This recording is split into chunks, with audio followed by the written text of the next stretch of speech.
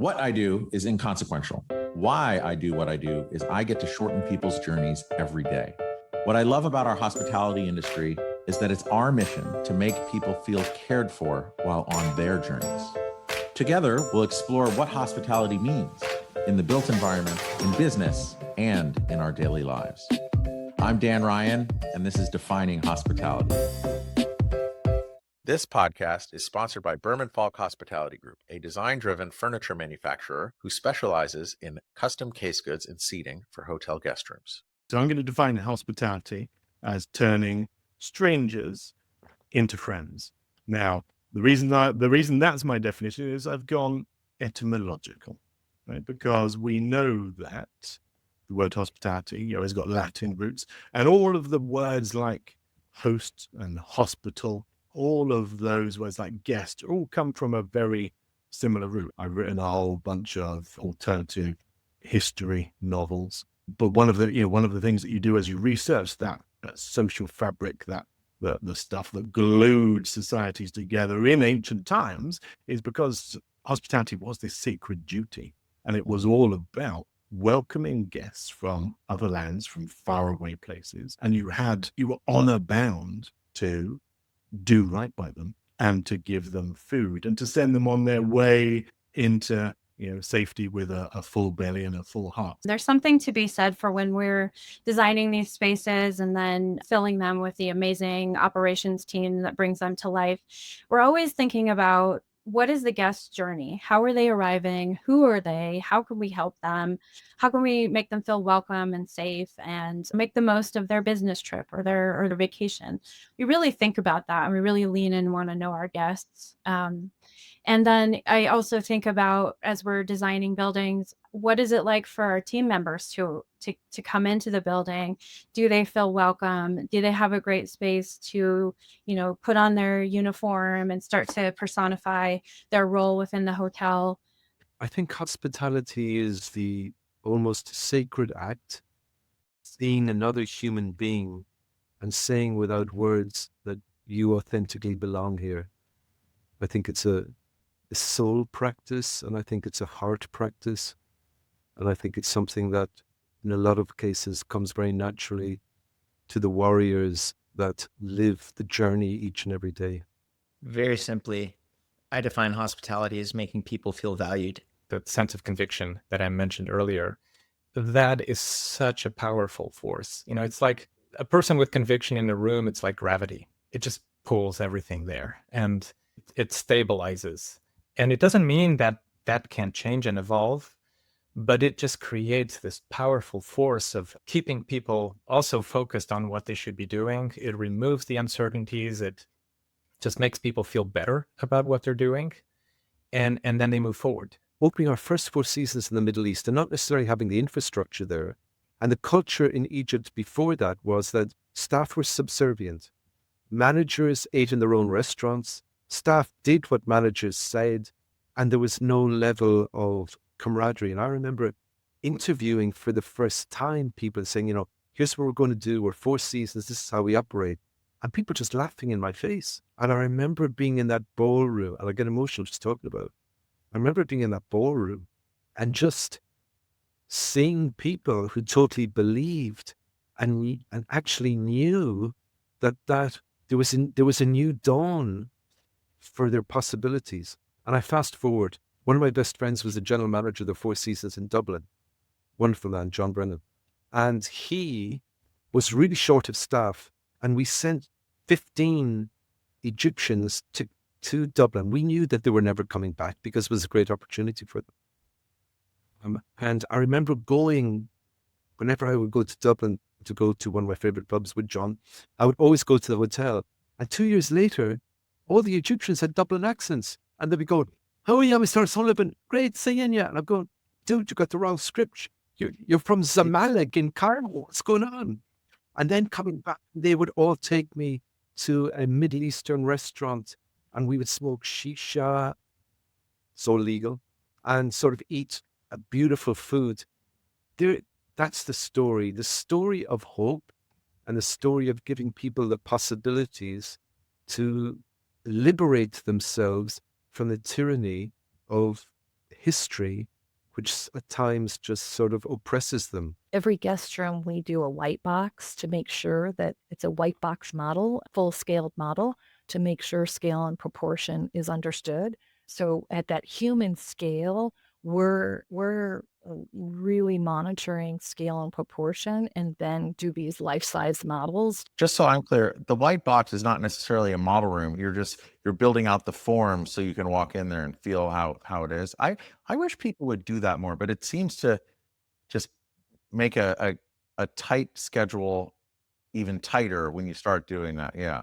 We found it to be the answer of rolling out 1,000 rooms, because, it could be, overwhelming to do 2,000 rooms, but we do that white box and get the scale and the proportions of whatever it is, viewpoints, archways, whatever we're working on. And then we roll into a model room. And between the model room and the white box, we don't look back. It started with the way he looked at every design that was presented to him, which was we could have this rendering of a 5-story atrium with a big fountain in the center, and and all these paths leading to different places. And Wing would start talking about the scale of the people that were on the rendering before he would actually start talking about the building itself.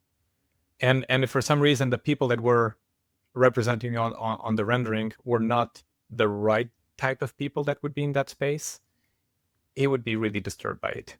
Like, these are a guy in a suit with a briefcase, in a little atrium before you enter the gaming lounge.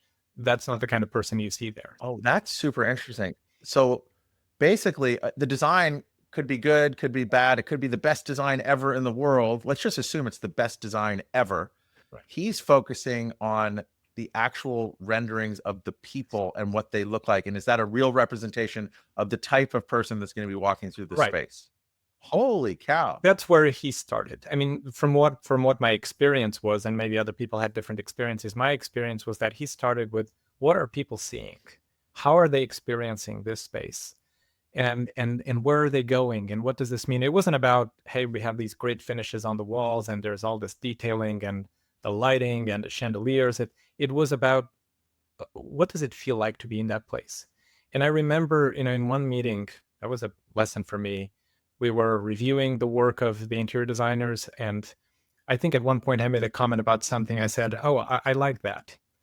And he looked at me and he said, well, this is not about whether you like it or not. This is about, is it right or is it wrong? Hey, everybody. We've been doing this podcast for over 3 years now. And one of the themes that consistently comes up is sustainability.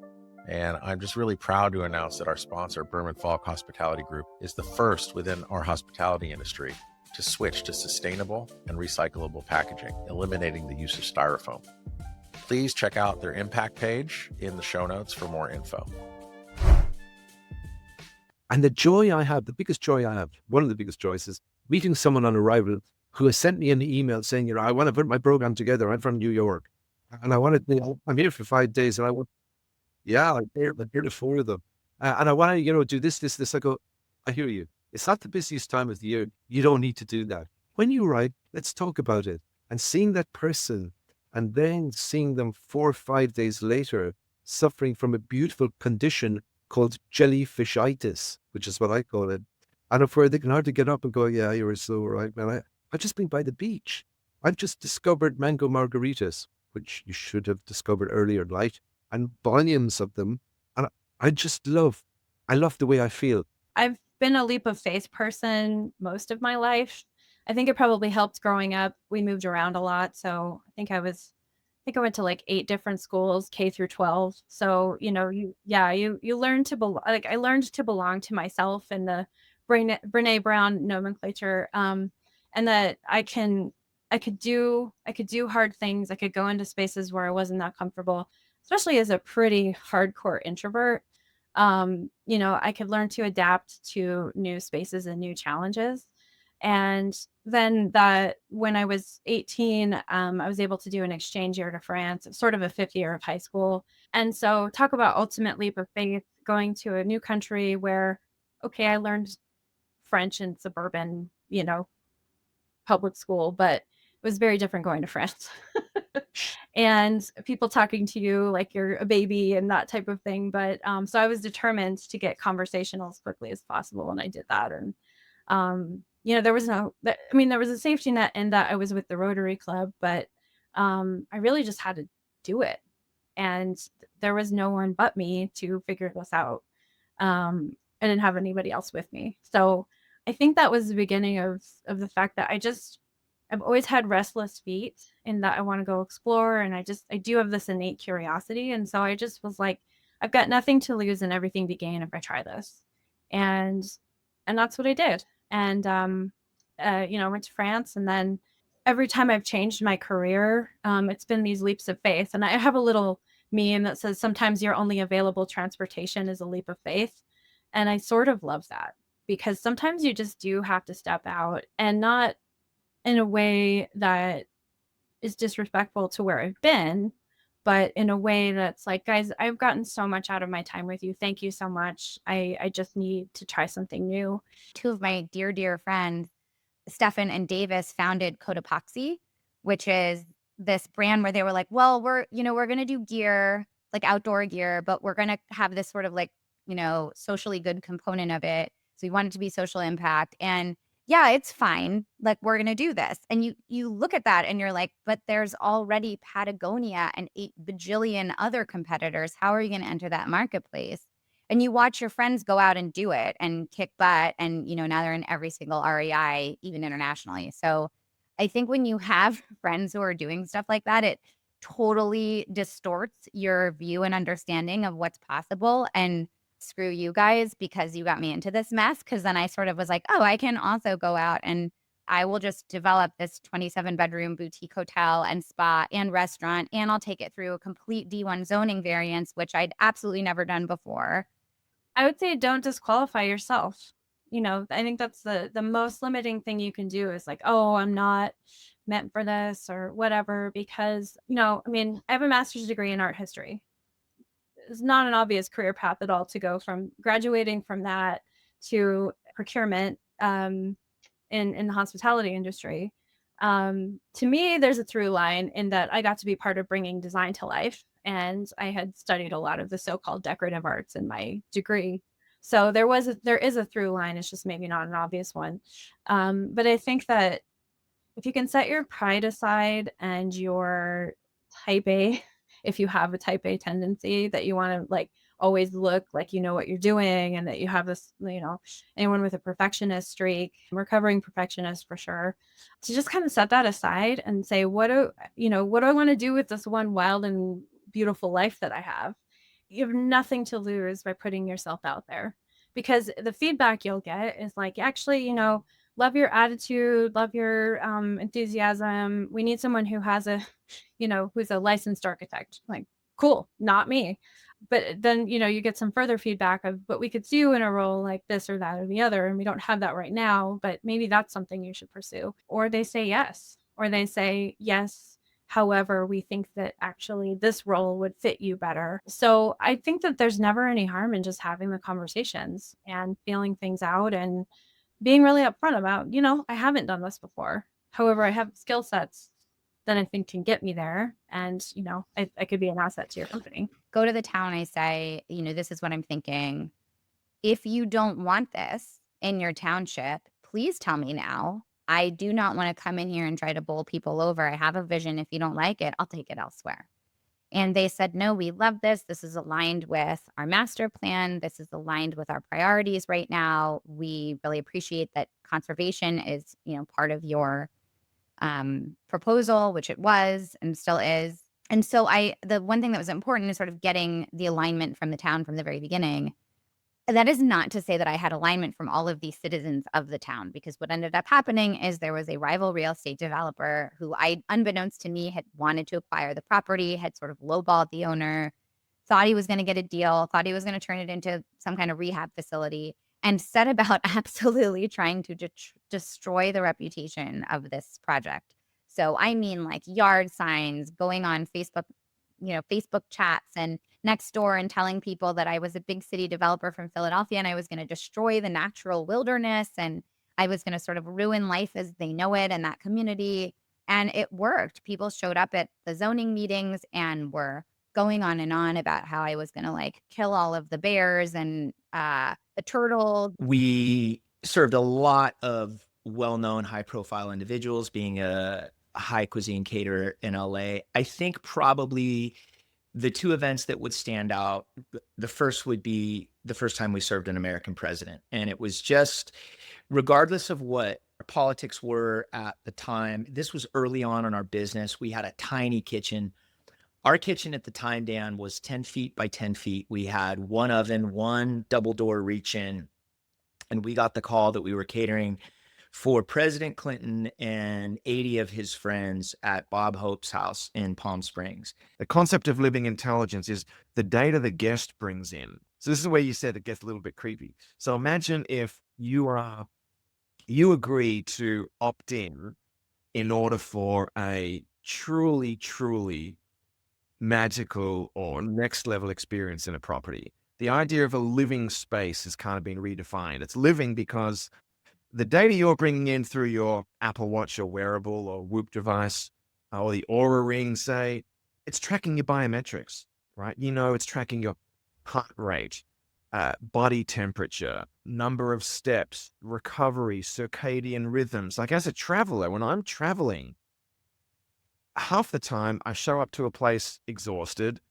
dehydrated, say, and I'm ready to relax, or I'm starving, I'm ready for food. Imagine if I opted in to share some biometrics from my health wearable, and there's the right privacy, the right security practices in place, and the right value exchange, right? Because we're not going to give this up for no reason. Then all of a sudden, the property starts to blend around my unique needs. It knows when I show up if I'm excited, exhausted, or ready to rock. It can adjust lighting, ambiance. The bar can be triggered to prepare hydration for John Duffield coming in. It knows how to set the temperature of the room. It knows if I'm running hot or not. It knows if the next morning after waking up, how my sleep was. It automatically pushes back the wellness bookings that I have set for that next day because it knows I need some more recovery. But if I was in front of Apple, it would be that, they're living on a mountain of user data. They create the sleekest, most widely adopted products on the face of this earth. And what's something that people are going to never stop doing? That is traveling. So there's an intersection point there where we could totally reimagine what that kind of looks like. Do you want to be something like that? Do you want to come in and change and play a role in the future of travel? Get ready, because it's going to be an amazing experience, and little do you know where you're going to be and who you're going to meet. And believe in yourself. Trust your gut like you do. Don't ever not trust your gut. And enjoy the ride. It is an incredible experience, and take time to be just grateful, because it is the industry and the people are incredible. And I would have never have recognized that being that young, is that, everyone in our industry really wants to support each other. And I think that's a commonality through your podcast here. And I welcome anyone from a mentorship. I really encourage my team to get mentors to really get that outside perspective and really embrace what's happening. The first principle is speak the good. Practice, speak the good in yourself. Speak good about the client, the customer, and the company. Practice number 2 is honor the other. Number 3, you earn the respect of the other. And I think in a lot of our encounters, we expect respect. Yes, respect should be given, but it also has to be earned. Rinse and repeat. And the way that you rinse and repeat is you celebrate and improve. So that's sort of how you manifest this virtuous cycle mindset. And it's how you can start beginning to think like a host. Forgive everyone. Don't allow. If I had to die tomorrow and you said to me, so you're going to die tomorrow, who do you want to forgive? I have forgiven everyone because they're not worthy of being on my hard drive of going, oh my God, you've done me wrong, whatever. Great. I have forgiven everyone. I have asked for forgiveness from everyone. And if you do that, then I think, and I go back to your canvas is waiting to be reprimed rather than sort of, taking a square inch and working on it. And I think, and don't take ourselves too seriously. We're not doing brain surgery. We're doing a lot of heart surgery though.